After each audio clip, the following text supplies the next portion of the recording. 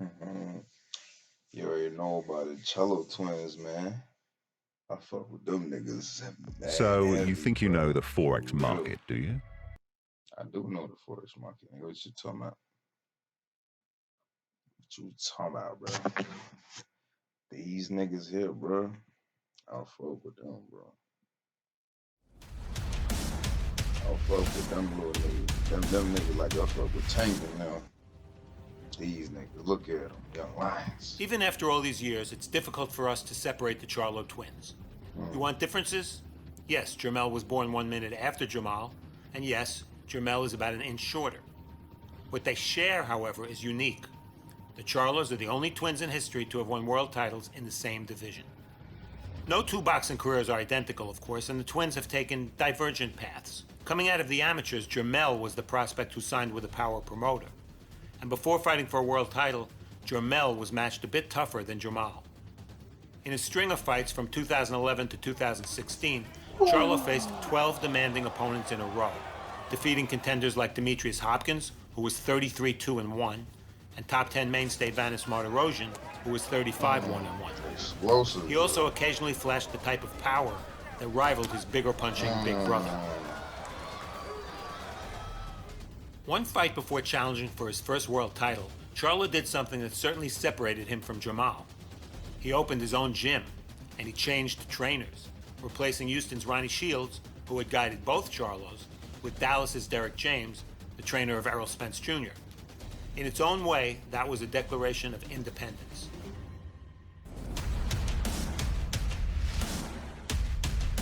I hope they don't end up fighting each other. In May 2016, Charlo, 27-0 and 2 days after turning 26 years of age, fought for the vacant WBC Super Welterweight title.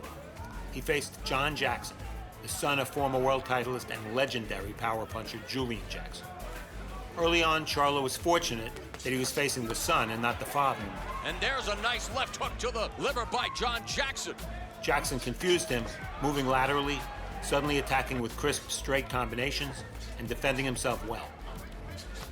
Oh, that left hook landed on the end of that combination. Yet to really rock Charlo, but he has scored effectively. This is round number 8. We are scheduled for 12.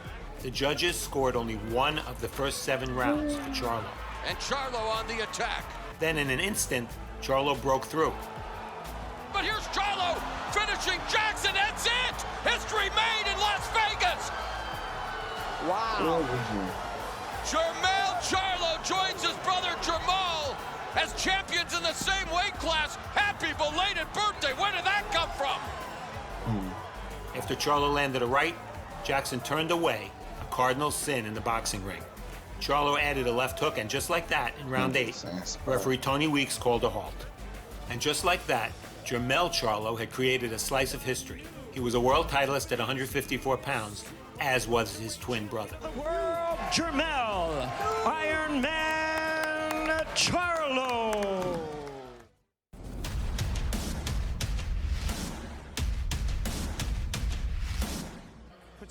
Charlo's first defense was against the once-beaten Charles Hatley. These opening rounds, both of them just trying to fight off the ring rust as Charlo caught him with a right hand, and that backed Hatley up momentarily. The mandatory challenger willingly traded punches until he was dropped by a right hand in the 3rd round. And Hatley has remained orthodox as again he tastes the leather. Down goes Hatley for the 7th time in his career. They throw hands for it.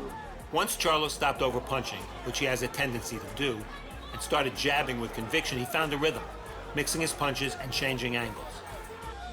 An overwhelming 22-punch flurry early in the 6th brought a conclusive ending. Charlo goes to work on the body and upstairs. A barrage of punches.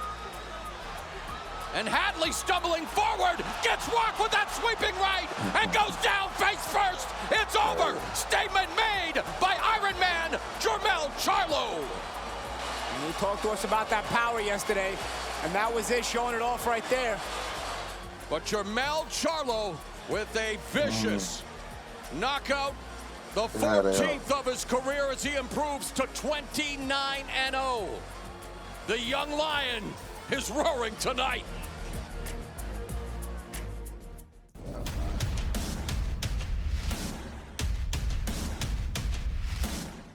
For Charlo, the next one was the big one, a showdown with the unbeaten and heavily hyped Erickson Lubin in October 2017. Only 22, Lubin had already been cast for superstardom. He has never faced a caliber of opponent like he is tonight against the champion Charlo. But as we've seen countless times in boxing, one punch can dash a lifetime of dreams. Of his knockouts. Oh! Charlo just dropped Lubin! He's out. He's out. Jermell Charlo has just vanquished Erickson Lubin in the first round! No problems here, Houston. Your champion dedicates that title defense to you. And what a spectacular win for Jermell Charlo. It was only the first round when Charlo jabbed and the southpaw Lubin ducked directly into the path of a follow-up right hand. That's crazy. Boom. I was Once looking again, right at him, too. there had been a sudden ending to a Jermell Charlo fight. Sudden and utterly spectacular. If the 2016 KO of Julian Williams defined Jermell's career up to that point, Jermell's annihilation of Lubin was his defining moment.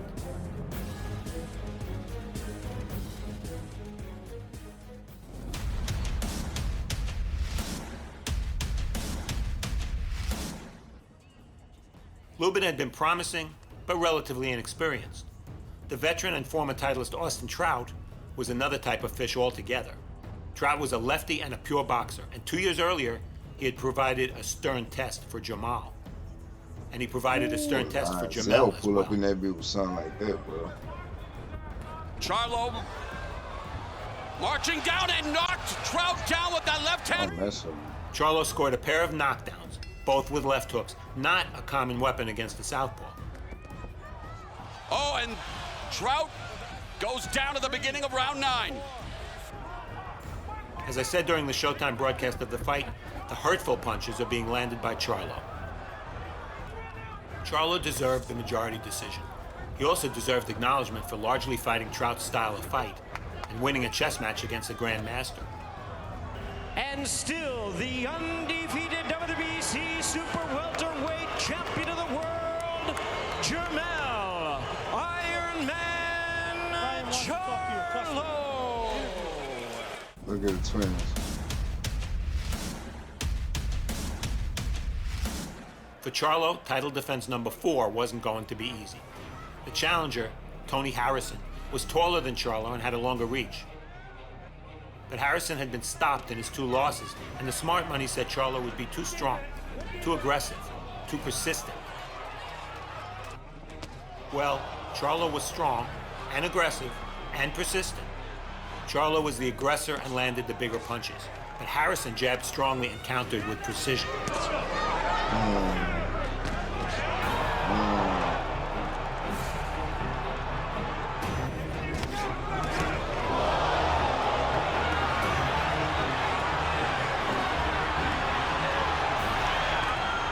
Suffering the first defeat of his pro career, Charlo questioned the unanimous decision that went against him.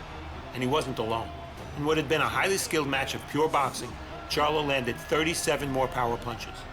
Some at ringside scored as wide as 117-111 for Charlo. A rematch made sense, and to his credit, Harrison was amenable. But an ankle injury sidelined him, and the return bout wouldn't come for an entire year. Hello everybody, Anton Crowley here from Dropship Lifestyle, and in this video I want to talk to you about why you shouldn't even think about selling cheap crap from China if you're looking to get into dropshipping. Now, Cool, bro. Ain't nobody thinking about that shit right now, man. I already got a couple stores with them niggas.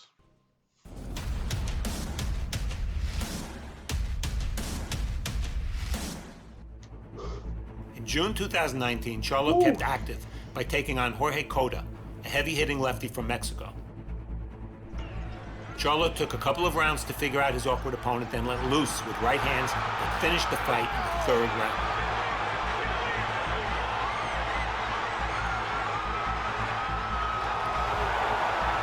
Charlo had sent a direct message, and since Harrison was ringside for the fight, that message had